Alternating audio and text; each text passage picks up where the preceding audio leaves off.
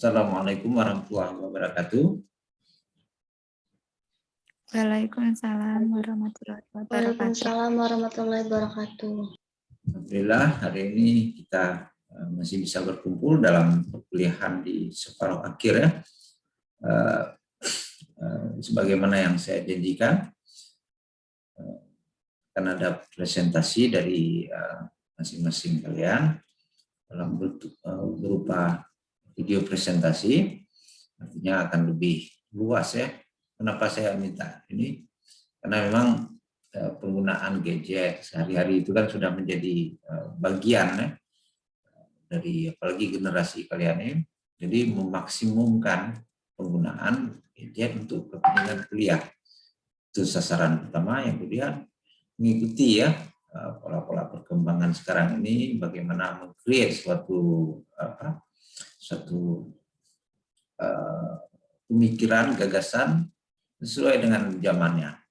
Zaman sekarang ini ya pakai digital untuk menginformasikan sesuatu, dan ini jauh lebih efektif. Alhamdulillah saya melihat ada beberapa ya, mudah-mudahan bisa dikumpulkan videonya. Alhamdulillah saya melihat beberapa yang sudah ditampilkan, dan saya sudah melihatnya cukup menarik ya. Pertama, ide utamanya menarik. Yang kedua, mengeksplorasinya. Baik, mungkin tidak berpanjang lebar. Presentasi pertama mungkin kita mulai dari Nahiyatun Nafsiyah dengan topik kajiannya itu tentang tiwul ya. Tiwul, bagaimana membuat suatu produk yang bisa dikomersialisasi istilah sekarang ini, dan tentunya akan banyak dimensi yang akan digarap, dibahas di situ, terutama dimensi kemiskinan itu, kemudian pemberdayaan, mengangkat bahan baku dari tiwul ini apa, nanti betul-betul bisa kita lihat di presentasinya Nafsiyah. Jadi setelah itu kita diskusi sebentar, saya beri pendapat, kemudian nanti akan dilanjutkan oleh Rili ya, dan juga teman-teman lain memberi komen, apakah itu berupa masukan, pendapat, ataupun juga semacam kritik, apa saja boleh. Apakah dari segi pembuatan kontennya itu kan bagaimana ya. Ya, tapi yang lebih penting idenya itu gimana supaya lebih mantap itu idenya. Jadi saling memberi masukan ya. Nanti yang lain misalnya nanti Rili, nanti Fajri dan Nafsiyah memberikan pendapatnya. Ya, saya kira saya perkenalkan dulu Nahiyatun Nafsiyah, nama Nahiyatun Nafsiyah angkatan 2019 ya. Prodi Ekonomi Pembangunan, sama seperti itu nih ya. Fakultas Ekonomi dan Bisnis Universitas Lampung. Baik, tanpa memperpanjang lebar, mungkin akan saya share dulu. Baik, tanpa memperpanjang lebar, kita tampilkan video dari Nahiyatun Nafsiyah ini. Selama ini boleh kita off dulu supaya mungkin biar lebih hemat ya. Kita persilahkan dulu. Assalamualaikum warahmatullahi wabarakatuh. Perkenalkan, nama saya Nahiyatun Nafsiyah. Di sini saya akan mengangkat permasalahan di bidang agro sebagai tugas dari mata kuliah Ekonomi Industri Berbasis Agro dan Marin. Di sini saya akan mengangkat permasalahan terkait harga jual singkong yang rendah di Desa Ramapuja dengan judul meningkatkan harga jual singkong dengan pengembangan agroindustri unggul di Desa Ramapuja, Lampung Timur. Baik, langsung saja kita simak pembahasan berikut ini. Indonesia merupakan sebuah negara agraris dengan berbagai produk pertanian yang beraneka ragam, mulai dari padi, jagung, dan singkong. Tanaman singkong merupakan salah satu komoditas yang ditanam oleh sebagian petani di Indonesia, mengingat perawatan dari tanaman singkong yang jauh lebih mudah jika dibandingkan dengan tanaman padi, menjadi daya tarik tersendiri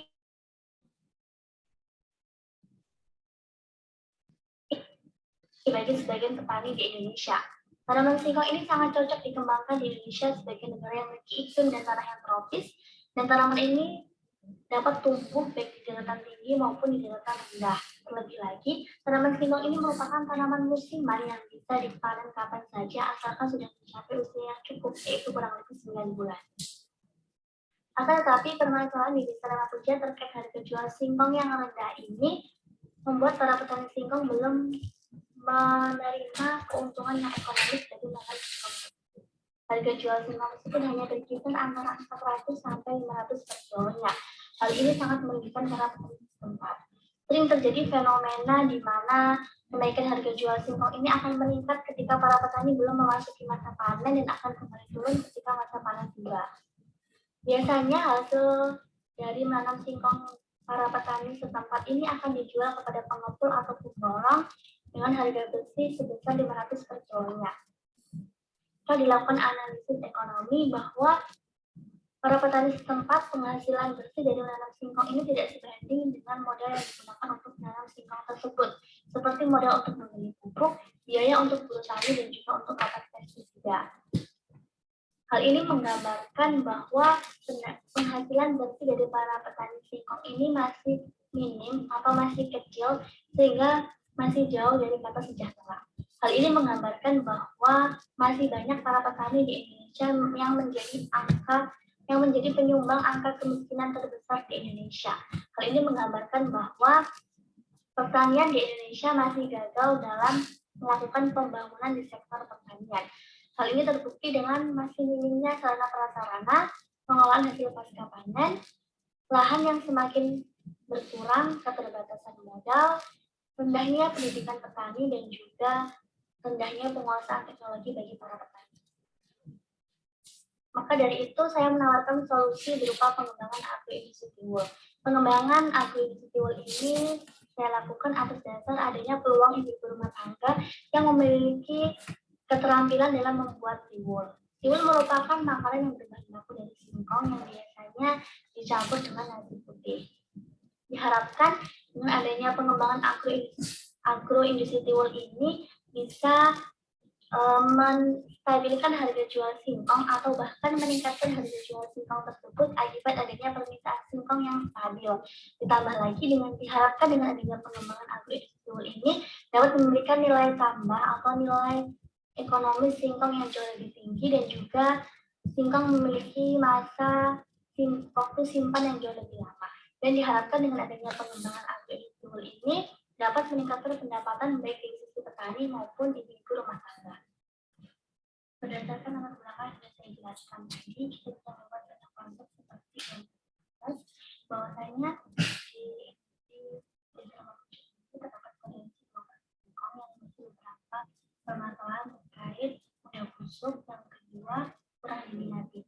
Hal ini terbukti dengan rata-rata para petani singkong di desa ini hanya menanam singkong seluas 1 hektar. Selebihnya lahan yang mereka punya digunakan untuk tanam padi. Yang ketiga adalah harga jual yang rendah. Harga jual ini hanya sekitar 400 sampai 500 per kilogram. Apabila singkong tadi kita lakukan pengolahan justru produk tersebut, kita akan memerlukan biaya dan juga kita memerlukan tenaga kerja. Dan apabila pengolahan singkong dijual ini bisa terjadi, kita akan memberikan dampak positif berupa yang pertama adalah memberikan nilai tambah dari singkong itu sendiri. Jadi maksudnya nilai tambah ini adalah pertambahan selisih antara harga input dengan harga jual output. Nah, berdasarkan analisis ekonomi yang sudah saya jelaskan tadi, jadi analisis ini hanya sebuah analisis ekonomi yang dalam suatu kegiatan produksi yang tidak mempertimbangkan biaya untuk pengadaan peralatan produksi. Jadi di sini kita untuk melihat nilai tambah itu kita mulai dari biaya produksi. Jadi biaya produksinya biaya yang harus dikeluarkan terlebih dahulu untuk membeli bahan baku dan bahan pendukung lainnya. Kita dapat lihat rinciannya seperti yang sudah disebut, bahwasanya berdasarkan rincian biaya tersebut, foto singkong 100 kilo dengan harga 1.500, kita hanya memerlukan biaya sebesar 50.000 untuk bahan baku singkong. Kemudian untuk proses penggilingan ini untuk menjadi sebuah tiwul ini kita hanya membutuhkan biaya 10.000. Jadi total biayanya yang dibutuhkan adalah sekitar 60.000. Nah, kemudian untuk hasil penjualan. Hasil penjualan ini merupakan perkalian antara hasil produksi dengan harga jual. Jadi dari 100 singkong tadi kita bisa menghasilkan 30 surat tiwul dengan harga jual sekitar 8.000. Jadi total hasil penjualan ini sekitar 240.000. Nah, kemudian kita bisa melihat keuntungan kita bisa melihat keuntungannya dengan cara mengurangkan hasil penjualan dengan biaya tadi, kita akan memperoleh keuntungan sekitar 180.000. Bisa kita bayangkan ketika agroindustri ini bisa berkembang lebih luas lagi, dari singkong yang hanya bisa dijual dengan harga 500, kita bisa setelah menjadi sebuah produk tiwul, kita bisa menjualnya seharga 8.000. Nah, kemudian yang kedua adalah menyerap tenaga kerja. Jadi dari pengolahan singkong menjadi tiwul ini, dari singkong 100 kilo ini kita bisa memperkerjakan sampai dengan 8 orang, yang mana pembagiannya itu 2 orang untuk proses pengayakan, 4 orang untuk proses penginteran, dan 2 orang lagi untuk proses pengukusan dan penjemuran. Nah, jika agroindustri ini sudah berkembang luas, sudah mempunyai pangsa pasar yang lebih luas lagi, ini bisa membuka lapangan pekerjaan di desa tersebut. Nah, kemudian yang ketiga adalah meningkatkan pendapatan, baik pendapatan bagi petani maupun ibu rumah tangga. Kenapa berpengaruh terhadap pendapatan petani? Karena dengan adanya agroindustri tiwul ini, permintaan singkong akan cenderung stabil, sehingga harga jual singkong ini tidak berfluktuasi atau bahkan bisa meningkat jauh sekitar 600 atau 800. Kemudian untuk pangsa pasar dari produk tiwul ini kita bisa pasarkan ke pasar-pasar tradisional atau juga ke warteg-warteg tidak. Dan untuk media promosi kita bisa menggunakan media sosial, kita bisa menggunakan perantara media sosial. Nah, kemudian ada saya juga menjelaskan terkait proses pembuatan tiwul. Jadi tiwul itu merupakan makanan yang terbuat dari gula. Jadi gaplek ini singkong yang sudah dikeringkan berhari-hari. Nah, kemudian tiwul ini bisa disimpan dalam jangka waktu yang cukup panjang sehingga singkong kapan saja seperti itu. Nah, ada pun langkah-langkah dalam pembuatan tiwul itu yang pertama adalah perendaman. Pada tahap ini gaplek tadi direndam dalam air, dan ketika gaplek itu benar-benar kering, kita bisa membutuhkan waktu perendaman 2 hari 2 malam. Setiap hari semalam itu kita harus mencuci gaplek kembali, kita harus mengganti air rendaman, kemudian direndam kembali. Dan hari berikutnya gaplek bisa dicuci dengan bersih dan kemudian untuk ditiriskan. Langkah selanjutnya adalah penggilingan. Di sini penggilingan ini biasanya dilakukan pada pagi hari. Langkah selanjutnya adalah pembuatan pada tahap pertama. Pada tahap ini singkong yang sudah digiling tadi berbentuk adonan yang masih lembut itu kita lakukan proses pengayakan, di mana proses pengayakan ini dengan menggunakan irik kemudian diikeri dengan menggunakan tambah dengan tujuan untuk memisahkan antara butiran yang besar dan yang kecil.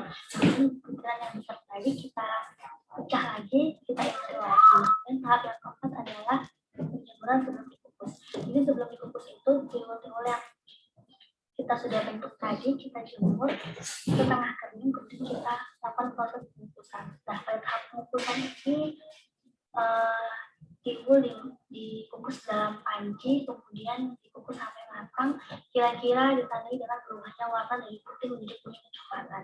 Nah, kemudian tahap selanjutnya adalah penjemuran pendinginan. Pada tahap ini tiwul yang sudah dikukus tadi kita letakkan dan kita ratakan di atas terpal, kemudian kita membutuhkan waktu kira-kira 12 jam untuk tahap pendinginan. Nah, kemudian untuk keesokan harinya kita memasuki tahap penjemuran setelah dikukus. Setelah dikukus ini, tiwul itu harus dijemur sampai benar-benar kering di bawah sinar matahari selama biasanya kita membutuhkan waktu 2-3 hari. Kemudian tahap pengemasan ini kita menggunakan kantong plastik dengan kapasitas 1 kilo setiap kemasannya, dan disarankan untuk menggunakan kantong plastik yang agak tebal supaya menghindari adanya kerusakan ketika dalam proses pemasaran. Dan sudah saya jelaskan tadi bahwasanya pengembangan agroindustri tiwul ini didasarkan adanya keterampilan ibu rumah tangga dalam membuat tiwul, akan tapi mereka tidak menjualnya dengan beberapa alasan. Mari kita simak penjelasan dari Ibu Nani yang merupakan salah satu ibu rumah tangga di desa tersebut. asal Ibu tidak menjual tiwul yang sudah Ibu buat? Ya gimana ya Mbak, saya membuat tiwul itu untuk dimakan sendiri, karena kalau singkong dijual di pengepul harganya murah, mendingan aku buat tiwul untuk campuran nasi putih. Karena aku nggak tahu itu tiwul itu bisa dijual cara masarinya gimana, kayak laku di bawah saya. Gitu ya Bu. Baik, terima kasih Bu. Ya, sama-sama Mbak. Percakapan saya tadi kita bisa melihat bahwa masih minimnya pengetahuan para petani ataupun ibu rumah tangga terkait bagaimana pengelolaan hasil pertanian menjadi sebuah produk yang bisa dijual dengan harga yang jauh lebih tinggi. Jadi dapat saya simpulkan bahwa diharapkan dengan adanya pengembangan agroindustri ini dapat memberikan nilai tambah dari komunitas sendiri, yang kita sebagai generasi muda mampu ikut berpartisipasi dalam menstabilkan harga jual singkong dengan melakukan pelatihan bagi para ibu rumah tangga ataupun para petani mengenai bagaimana pengelolaan hasil pasca panen untuk menjadi sebuah produk yang kita bisa jual dengan harga yang jauh lebih tinggi. Selain itu juga kita harus menanamkan jiwa-jiwa kewirausahaan kepada para petani ataupun kepada ibu rumah tangga, karena dengan jiwa kewirausahaan ini kita bisa melihat para petani ini bisa mengolah hasil dari panen mereka untuk menjadi sebuah produk yang bisa dijual dengan nilai jual yang jauh lebih tinggi ketika mereka hanya menjualnya tanpa dilakukan pengolahan. Sekian penjelasan dari saya. Terima kasih. Wassalamualaikum warahmatullahi wabarakatuh. Waalaikumsalam warahmatullahi wabarakatuh. Terima kasih presentasi dari Nafsiah tadi ya, cukup panjang dan komprehensif, mulai dari singkong sampai dengan problematika pemasaran singkong, kemudian problematika di sisi lain ya, di makanan tiwul itu sendiri. Kemudian ada persoalan kemiskinan yang mungkin bisa terjadi di petaninya atau bisa jadi juga di bidang lain. Solusinya ada. Nah, sebelum saya memberi pendapat lebih dalam, mungkin ada masukan dari kawan-kawan atau juga ada tambahan. Kami persilakan ya, saya persilakan dulu siapa yang mau. Oke. Ya, Rili atau siapa Fajri udah live ya. Oke, saya melihat tadi pembahasannya itu ada harga itu, dapat harga, ada fluktuasi harga singkong. Ini masih bahan baku kan? Masih bahan baku. Kemudian rantai ataupun supply chain-nya itu kan dari petani agen,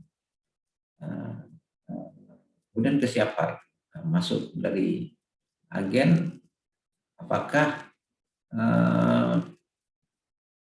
industri tiwul itu memperolehnya dari agen atau ke petani langsung? Itu belum dijelaskan. Kan ada rantai pasok yang kemarin kita bahas, ada supply itu. Nah, itu penting untuk dijelaskan juga. Nah, kesempurnaan dari gagasan ini ya. Kemudian berbicara masalah produksi, penghasilan petani, kita boleh menampilkan sedikit data di sini. Tunjukkan deh angka nasional boleh. Kita bisa merefleksikan, kita kan bagian dari itu juga, dari populasi yang besar seluruh Indonesia, masuk di masyarakat petani singkong dan industri, rencana industri agroindustri dari makanan ya, food ya, tiwul. Jadi sebutkan aja kira-kira pendapatan per kapita boleh masukkan. Jadi lebih ini kan kalau ada data ya, data atau mungkin juga dari wawancara juga bisa. Solusinya agroindustri. Oke. Ada dimensi lain yang penting saya menangkap dari gagasan ini adalah ada agenda nasional yang belum tergarap dengan baik. Mungkin juga teman-teman lain bisa ini mengangkat isu ini menjadi isu yang bisa kalian angkat di skripsi ataupun penelitian-penelitian PKM dan lain sebagainya. Yang pertama, persoalan diversifikasi makanan. Nah, diversifikasi makanan, tahu kan? Kita kan makan nasi semuanya. Hampir mayoritas kita mengkonsumsi nasi dari beras, itu kan? Persoalan impor beras itu bisa diatasi dengan diversifikasi makanan. Nasi itu kan karbohidrat, tiwul juga karbohidrat. Nah, bagaimana peran inovasi di sini? Ini penelitian selanjutnya. Nafsia bisa masukkan dalam gagasan-gagasan pengembangan yang inovatif terkait dengan diversifikasi. Oke, ini tiwul laku kan, katakanlah nanti komersialisasinya dapat gitu kan, menguntungkan, istilahnya apa, profitable ya. Tapi ada satu lagi yang bisa kita rekomendasikan, gimana kalau bisa ini menjadi diversifikasi makanan, substitusi. Jadi kalau orang udah terbiasa karbohidratnya ini dari singkong, angka impor yang sangat mengkhawatirkan itu bisa kita tekan. Itu solusi dari impor beras. Jadi bisa substitusinya singkong. Memang secara teori ya gampang itu kan, kita bikin kurva demand, elastisitasnya sekian, makan nasi, kalau nggak makan nasi substitusinya singkong atau jagung, kan gitu sering kalau kita belajar mikro. Tapi kan nggak segampang itu mengubah selera orang. Yang perlu inovasi terus menerus yang sustainable. Bagaimana gagasan ini salah satu kan bisa dikembangkan lagi, tiwul misalnya, yang bagaimana lagi yang bisa diterima. Kalau udah dia diterima di pasar, itu kita yakin itu terjadi perubahan yang signifikan dalam pola konsumsi bahan makanan pokok. Nah, ini persoalan. Apalagi ada tadi kan ada gagal panen segala macam, cuaca, risiko yang kita bahas. Risiko supply itu kan penyimpanan, cuaca, juga bisa jadi permodalan dan lain sebagainya. Itu rentan, vulnerable. Maka itu solusi tiwul bahan agroindustri berbasis dari singkong ini menarik sekali, gagasannya original, dalam menuju kesimpulannya juga. Ada analisa ekonomi diuraikan tadi, ada analisa sosial, bagaimana partisipasi pemuda. Nah, ini pemuda penting nih. Lapangan kerja juga dibahas tadi kan, lapangan kerja. Kemudian satu yang lebih penting lagi saya kira soal ini adalah peran perempuan dalam menginisiasi atau menjadi masif ini. Perempuan penting nih untuk membuat ide ini benar-benar terrealisasi. Jadi disebut entrepreneurship dan lain sebagainya ya. Satu yang menarik, ada narasumber. Jadi terlihat aktivitas akademiknya itu kan, dan narasumber primer kan, coba ditanyakan. Jadi saya menilai ini ada upaya akademik mengklirkan satu persoalan dengan turun langsung ke lapangan, mendapatkan data. Saya kira itu yang bisa saya beri pandangan. Ya, tadi ada sedikit masukan untuk bisa disempurnakan. Terima kasih, kita beri aplaus ya untuk Nahdlatul Nafsiyah telah mempresentasikan, menyiapkan videonya. Alhamdulillah secara tampilan sangat ini ya, tren terkini lah. Saya lihat ya khas anak muda dengan tampilan warna-warninya, ya bagus sekali.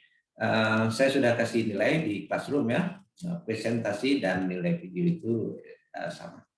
Baik, demikian dari Nafia presentasinya. Kita lanjutkan sekarang ke presentasi kedua, Rili Winita ya, Rili Winita. Baik, saya share screen dulu.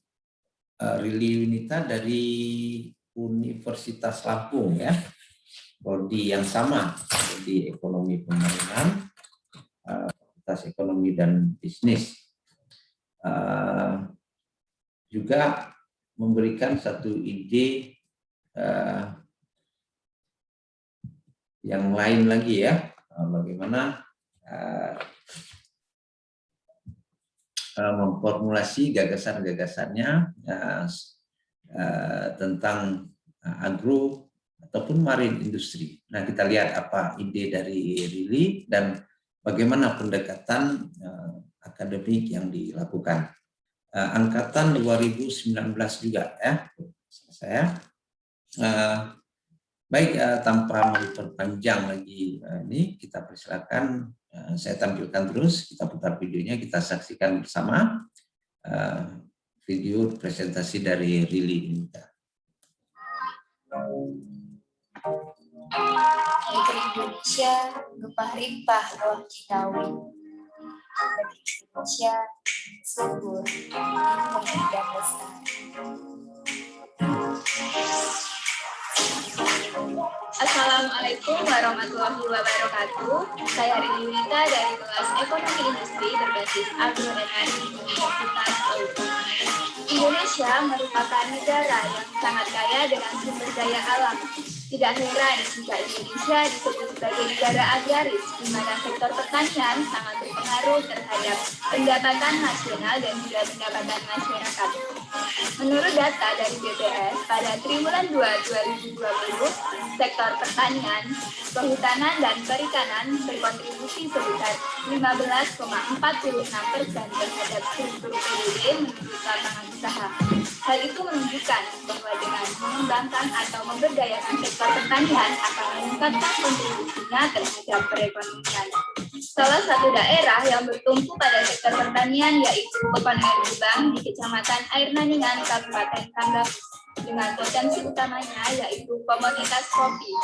Berdasarkan data dari BPS, pada tahun 2017, produksi kopi di Kecamatan Air Naningan mencapai 1.062 ton dengan luas lahan 10.375 hektar. Namun, potensi tersebut belum termanfaatkan secara maksimal. Hal itu karena minimnya pengetahuan petani untuk mengolah biji kopi menggunakan teknologi yang modern. Padahal kopi yang dijual langsung memiliki harga yang relatif lebih rendah jika dibandingkan dengan kopi yang sudah melalui proses pengolahan.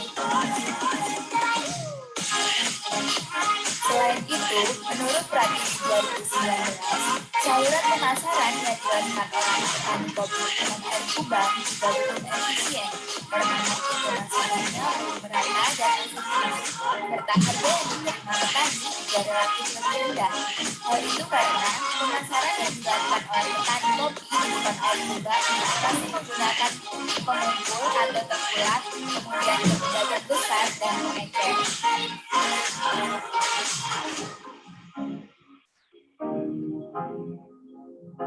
Untuk mengatasi masalah tersebut, solusi dari saya yaitu berupa agroindustri kopi dengan konsep Triple Helix sebagai upaya untuk memberdayakan pertanian dari sektor perkebunan kopi di Pekon Air Gebang. Dengan adanya agroindustri kopi yang terintegrasi akan meningkatkan nilai tambah dan nilai jual pada kopi, serta penyerapan tenaga kerja yang kemudian dapat mendorong pertumbuhan ekonomi. Sebelum kita membahas lebih jauh mengenai konsep agroindustri kopi, kita juga harus tahu terlebih dahulu tentang apa sih itu agroindustri kopi. Dan agroindustri kopi itu berarti industri yang menggunakan bahan baku berupa kopi untuk diolah dan menghasilkan produk jadi yang memiliki nilai tambah.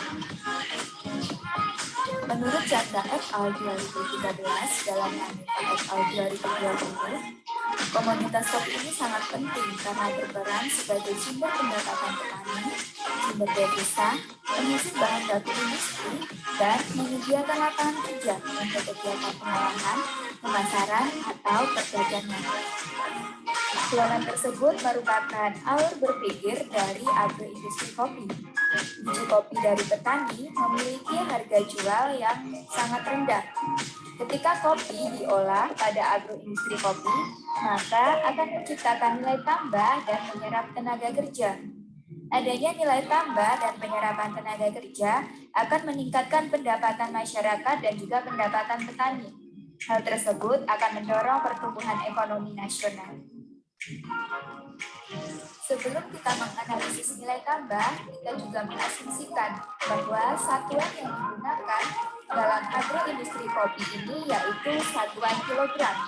Harga biji kopi atau input atau bahan baku di tingkat petani yaitu 20.000 per kilogram.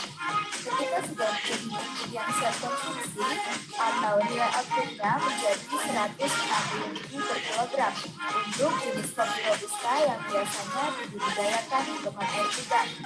Sedangkan nilai input lainnya yaitu 4.000 per kilogram. Jadi, nilai tambah pada agroindustri kopi ini yaitu sebesar 136.000 per kilogram. Sementara itu, konsep triple helix yang digunakan pada agroindustri kopi ini merupakan jalinan kerjasama antara pemerintah, bisnis, dan juga akademisi, dalam hal ini universitas, untuk menciptakan pengetahuan atau knowledge creation.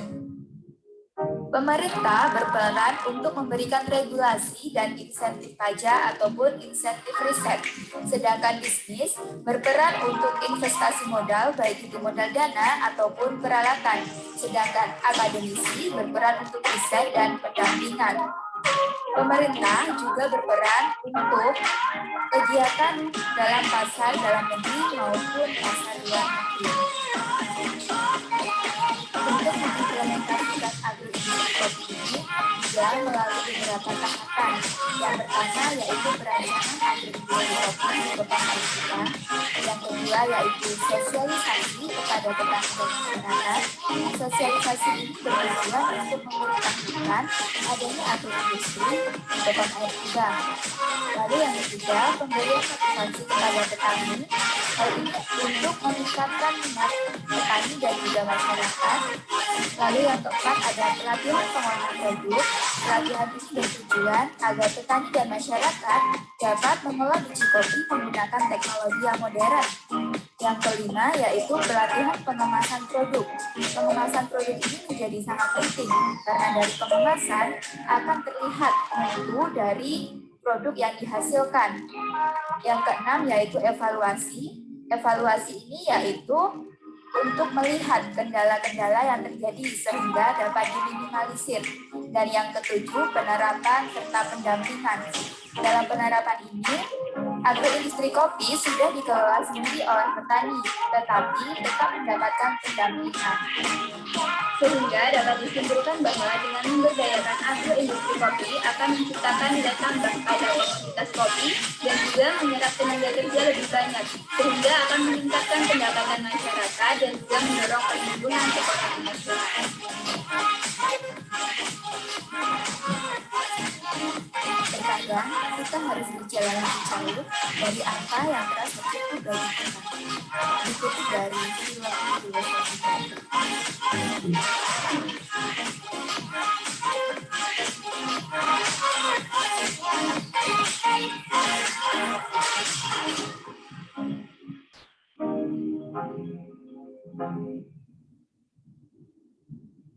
Oke, demikian tadi dari Rili.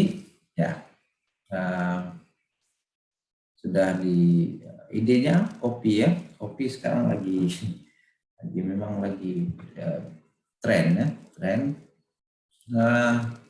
Oke, sebelum saya ulas, mungkin saya minta pendapat lah ya. Bagaimana? Ini ada kedua mahasiswa, siapa yang mau kasih pendapat tentang ide dari Rili, konsepnya triple helix tadi, berdasarkan data-data yang sudah diberikan tadi dari BPS. Silakan Nafsiah mungkin atau Fajri.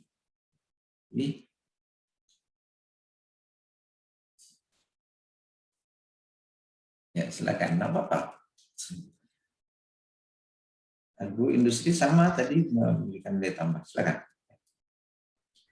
Mungkin kalau saya cuman nambahin ini ya Pak, suara dari musiknya terlalu keras, jadi kayak kita nggak bisa fokus sama penjelasan dari Rilinya.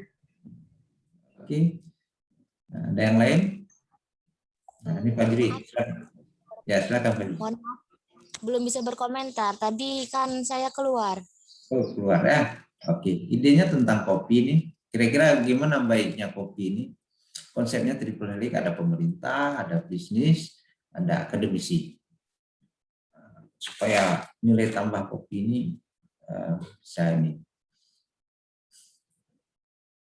bisa meningkat ya.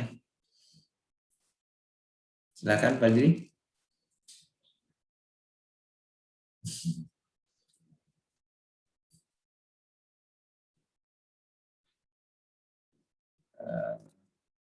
Suka kopi? Enggak suka kopi, Pak. Nah, langsung enggak suka, berarti nggak mesti jawab ya. Oke, ya baik. Saya ulas sedikit ya. Ada data sekunder itu 1 poin. Munculkan data. Makanya sekian. Karena itu ini jadi persoalan, jadi masalah gitu kan. Kemudian konsepnya kuat gitu. Konsepnya kuat, berdasarkan konsep itulah yang dibahas tadi, triple helix bisnis. Bagaimana peran bisnis? Bagaimana peran pemerintah? Memberikan regulasi sehingga supply dan demand-nya itu nyambung dia. Pemerintah kan itu dia memberikan regulasi bagaimana demand dan supply itu improve dia. Pengembangan teknologi bisa meningkatkan, membuat supply-nya jadi ekspansif. Di demand juga begitu kan. Di demand juga bisa peran pemerintah. Nah, kemudian saya melihat juga tadi nilai tambah sama seperti Nafsiah. Nilai tambah value added nih kan. Dalam kita, kan ada rumah tangga, ada industri. Hasilnya kan produk. Menghitung pendapatan ataupun pertumbuhan pendapatan nasional itu kan ada 3. 1, penghasilan. Yang kedua, dari penghasilan. Kemudian dari konsumsi. Berapa dia konsumsi. Yang ketiga dari produksi. Kan gitu dia. Kita belajar makro dulu kan. Nah, kalau industri-industri, dari industri yang dikembangkan oleh Nafsiah tadi, kemudian industri kopi tadi disatukan, itu kan totalnya itu kan dari sektor primer gitu kan. Sektor primer ada pertumbuhan, sektor industri ada pertumbuhan. Kan begitu. Nah, oleh karena itu ini kuat idenya. Dan kemudian konsep pembahasannya juga dengan satu model ya, satu model yang memang dengan itu dibahas. Oke. Mungkin bisa diulas lagi atau ke depan penelitiannya, bagaimana peran pemerintah, bagaimana peran bisnis, itu dibuat satu korelasi. Bisa tuh diteliti. Ada nggak? Nah, mungkin konsep dari satu lagi apa tuh selain pemerintah? Akademisi. Kan bisa diukur korelasinya. Statistik gitu kan. Kreativitas kita. Nilai tambah, pertumbuhan ekonomi. Yang satu, closing statement-nya menarik ya. Kalau kritik dari kasih dari Nafsiah tadi, closing statement-nya filosofi kopi. Coba Riti jelaskan filosofi kopinya gimana? Itu pertanyaan dari saya. Karena saya suka kopi, saya suka ngopi. Gimana? Filosofi kopi tadi ya. Itu dari film yang saya tonton, Pak. Oh, film apa? Film Filosofi Kopi. Filosofi kopi, oke. Ya. Ada sisi lain dari kopi ini yang bisa membantu pengembangan agro adalah ada cerita, ada apa istilahnya, ada sensasi di situ, ada sensasi. Jadi beda-beda kalau orang ngopi ini enak ini segala macam, dia bisa cerita gitu. Nah itu bagaimana mengemas produk, karena pertanian ini kan menjualnya penting tuh, menjualnya penting. Dan ini saya lihat di keunikan dari produk kopi ini supaya bisa ekspansif.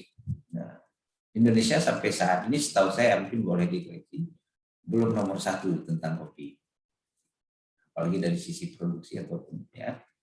Tetapi sudah mulai masuk ke situ, dan kita uniknya beberapa kita masih bisa mengembangkan kopi robusta ya. Robusta kembangkan dengan style, kalau di Aceh itu dengan gayanya apa ya, kopi saring gitu kan. Nah ini menarik di seluruh Indonesia ini bisa dikembangkan dan memiliki keunikan dan yang dijual adalah sensasi. Nah ini satu modal bagi pengembangan agro, pertama petani kopi, kemudian industri kopi, dan sampai ke end user. Oke, ini dia 2 presentasi dari teman kita beri hapus di Yunita. Alhamdulillah baik sekali. Nilai sudah saya berikan di classroom dan itu nilai presentasi juga. Saidah belum datang ya. Oke, nggak apa-apa. Berarti hari ini 2 saja dulu.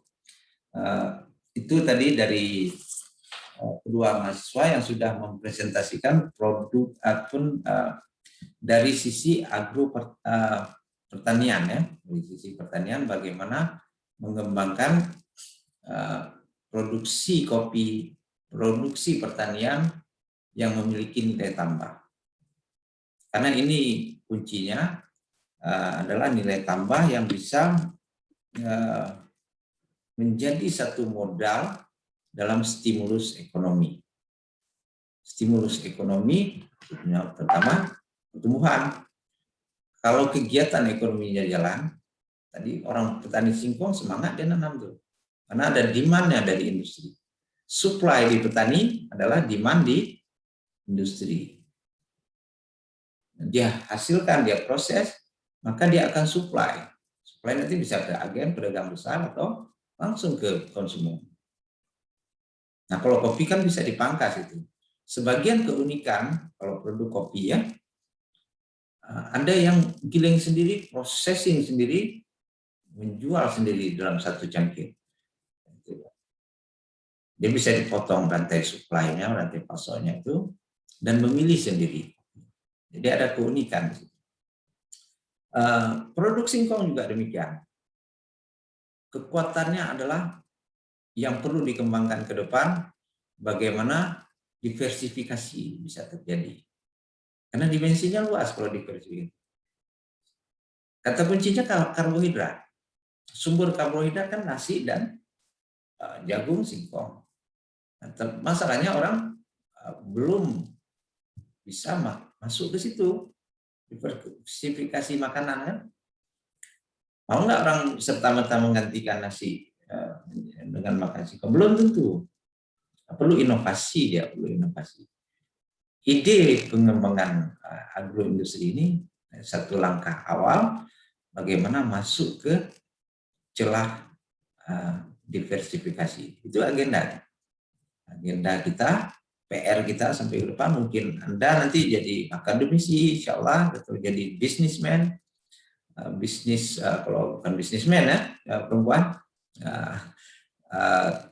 pelaku bisnis, kemudian atau juga jadi praktisi di pemerintahan. Ini bisa Anda mainkan, Anda tampilkan peran seperti ini. Regulasi, kalau konsepnya triple helix tadi, nanti teman-teman di akademisi meneliti kira-kira yang enak di singkong ini diapain gitu. Oke, ini tiwul. Oke, konsepnya tiwul gitu. terus gimana? Kan gitu. Anda bisa kembangkan dalam bentuk apa tuh ya? PKM ya, PKM mahasiswa itu bisa dikembangkan di situ.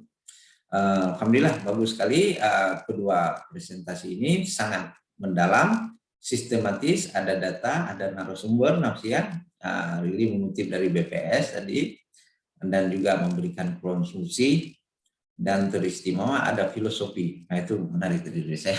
Oke, terima kasih Fajri, insya Allah ya nanti dikirimkan. Mungkin kalau kita tidak terkejar, kita presentasi di sesi-sesi waktu Jumat atau Sabtu, nanti beritakan saya, kita diskusi lagi. Saidah belum masuk ya, Saidah dan Fajri, kemudian Dimas ibunya sakit ya, kita doakan ibunya bisa segera sembuh ya. Baik, demikian presentasi dari saya hari ini. Presentasi kalian kuliah kita hari ini, idenya mungkin bisa didapat. Kita bicara makro juga, pertumbuhan ekonomi karena nilai tambah tadi, kesempatan kerja itu juga makro. Lalu kita juga tadi singgung soal mikro, ada demand supply, ada ekspor impor makro.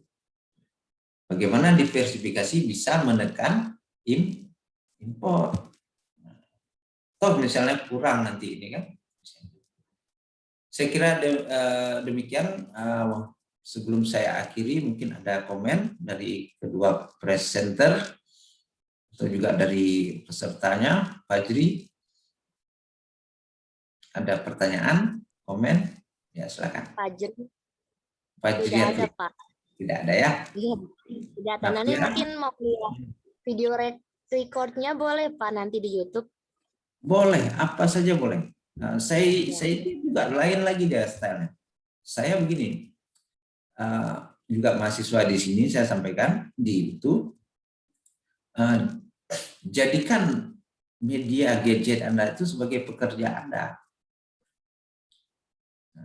Kita yang memerintahkan dia, saya perlu ini, saya perlu. Jadikan filosofi seperti itu, membantu kita kuliah. Jangan dia ya media yang mendirect kita mendirect media. Saya nggak perlu informasi ini, saya perlu yang ini. Kita filter sendiri. Saya perlu yang kan bisa difilter. Saya perlu video, pakai HP saja boleh. Simple, yang mudah. Karena ini dunia kalian sekarang, dunia kalian dan masuk ke dunia yang sebenarnya, insya Allah selesai dari kuliah. Akan menghadapkan dengan yang lebih luas lagi dengan hal-hal demikian dan lebih menantang. Saya kira ini saya lihat siap ya, insya Allah siap semua di sini. Semangat belajarnya bagus, mudah-mudahan dipertahankan dan sampai final nanti. Saya nggak kasih PR ini karena ada tugas itu, silakan digarap itu dengan baik ya. Masih ada yang lain? Ya, jika tidak ada, kita akhiri ya.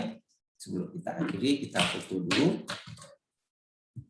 Kita foto. Oke, sebentar ya.